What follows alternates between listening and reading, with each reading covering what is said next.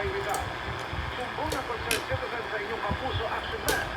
Nag-ugat sa pakit o pakit-usap ang walang hamas na pananakit. Nagkaroon ng topic na 175,000 sa isang seller. Topic din, kaya kami ng walang bayan para pakiusap.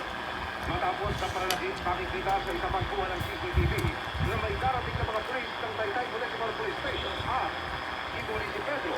Nakausap namin mismo ang kasintahan ni Pedro na itago namin sa pangalang Celia. Hindi na po siya umuwi. Walang paramdam. Hindi niya po ako natuloy sa trabaho. Hinanap po namin siya. Saan niya siya nakita? Pakulungan na po. Pagsirado po. Ano yung kwento niya sa inyong nangyari, ma'am? Tinuro lang daw po siya. Tapos sinuli na. Binugbog na daw po. Hindi nga daw po siya nakapasilita kasi. Yung isip niya po, puro sugat yun eh. Nang tumunog ang inyong Kapuso Action Man sa Taytay Municipal Police Station, Meron tayong tanggap na tawag galing sa management ng isang hospitalina dito sa Taytay.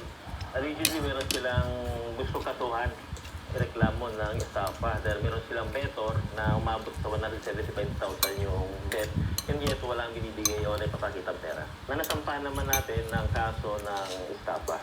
2 linggong na-detain sa Taytay Municipal Police Station si Pedro at nakapagpiyansa noong 6 ng Nobyembre ng nakaraang taon. Pero ang nakapagtataka, hindi na imbestigahan kung paano niya natamo ang mga sugat sa ulo't katawan. To be honest, talaga wala po akong idea kung ano pong about din sa pinamo niyang pinsala, sugat, mga injuries niya. Kasi during that time ho, wala naman siya na-mention na siya is binugbog.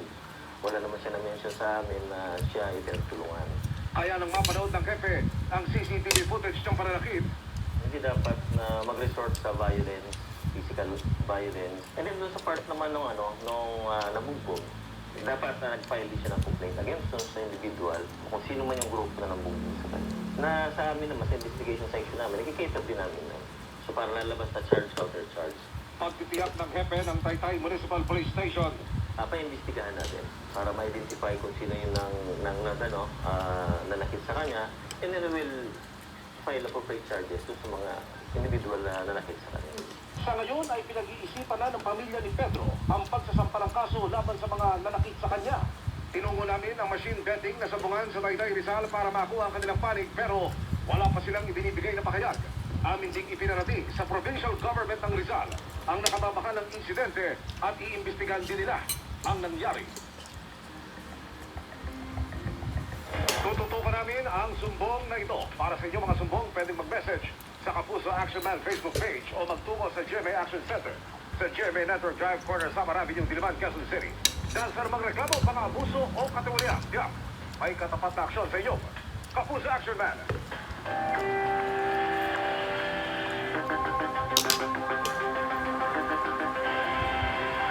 Pinasapina ng PNP-CIDG ang nagnotaryo sa isinumiting affidavit of loss ng kampo ni Atong Ang kaugnay sa manoy nawawalang baril nito.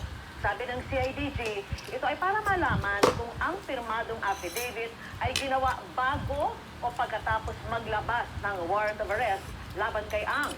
January 16 nang i-revoke ang lahat ng baril na nakarehistro sa pangalan ng negosyante. Binawi rin ang kanyang permit to carry. Noong nakarang Martes, January 20 naman, isinuko ng nagpakilalang abogado ni Ang na si Attorney Micaelo Jaime Reyes sa Mandaluyong Police ang isang M16, 3 pistol at isang revolver. Sa 6 na nakarehistro sa pangalan ni Ang, isa ang nawawala noon paumanong Oktubre.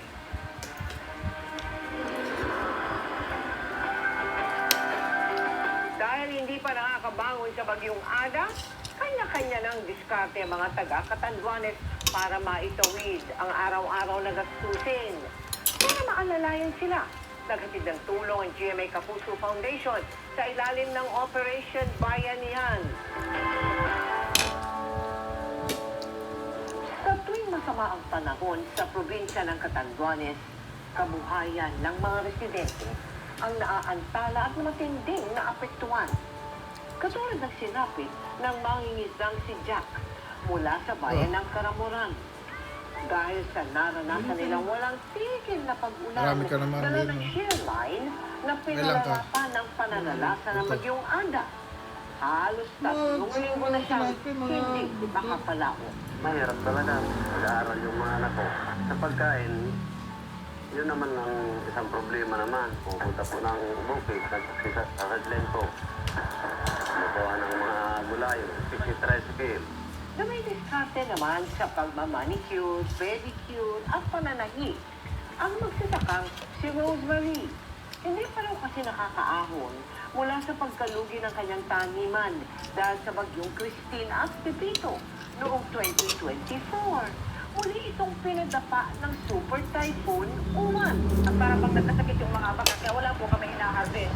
Nagtanim kami ng palay, yung iba pong anong taniman ng palay, dinaanan naman po ng baha. Sa halip na umangon, dagdag crisis na naman. Kaya sa pagpapatuloy ng Operation Bayanihan ng GMA Kapuso Foundation sa Catanduanes, nagtungo naman tayo sa Karamuran para maghatid ng food pack. Nagbigay rin tayo ng mga gamot, vitamins at face mask sa kanilang rural health unit. Maraming salamat. Dapat tayo dito. Nakapunta dito po sa amin. Natulungan po kami kasi gaya po ng ganito, hindi po kami makalaho. Sa kabuuan, 12,000 individual ang natulungan natin sa bayan ng Viga, San Miguel at Karamuran. Ha? Sa mga nais mag-donate, maaari po kayong mag-deposito Ay, sa aming mga pinapagkain, bank account o magpadala Oh. sa Cebuana Lucia. Pwede rin online via GCash, Shopee, Lazada, Globe Rewards at Metrobank Credit Card. Hindi maingay si Sonia. Mga kapuso, walang binabantayang low pressure area sa loob at labas ng Philippine Area of Responsibility. Pero maging handa sa pag-ulan bukas dahil yan sa patuloy na pag-iral ng shear line o yung banggaan ng malamig at mainit na hangin. Sa satellite image na nakikita nyo ngayon sa inyong TV screens, yan ang malaking bukol ng mga ulap sa bahagi ng Eastern Visayas at Mindanao. Posible ang magdulot ng matinding bugos ng ulan. Bukod yan, iihip pa rin ang malamig na amihan na magdadala ng maulap na kalangitan sa Luzon at Western Visayas. Base sa datos ng Metro Weather, asahan ng ulan sa northern portion of Quezon Province sa umaga. Pagsapit ng tanghali hanggang hapon, uulanin na rin ang Cordillera Administrative Region, pati ang kalurang bahagi ng Luzon Island.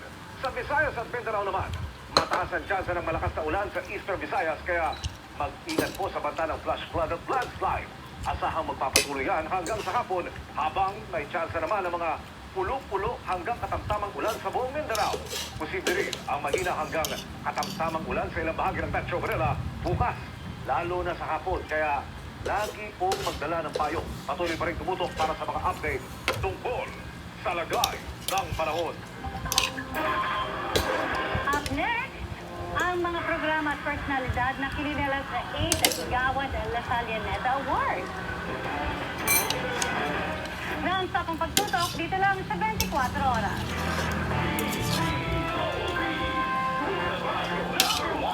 Mga kapuso, ako po si Orly Trinidad. Isang taus-pusong pasasalamat sa isang taong balitaan at talagayan. Kaya naman sa nakalipas na 2025, tayo ang #1 mga kapuso. Ngayong taong 2026, patuloy natin pagsaluhan ang mga balitang nakaka-apekto sa ating lipunan at talagayang tunay na makabuluhan.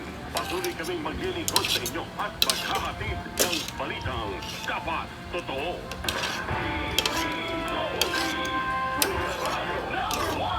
Charo Santos po. Nag-nursing student ako noon. Kaya sa gamot, alam kong dapat di lang basta abot kaya. Pinipili ko yung abot kaya pero de kalidad. RightMed. Kaya sa butika, laging itanong, may RightMed ba nito? If symptoms persist, consult your doctor. Kapag pumipili ng gamot, dapat yung abot kaya, pero de kalidad. RightMed. Check sa quality. Check sa affordability. May high cholesterol o diabetes? Oh no! Black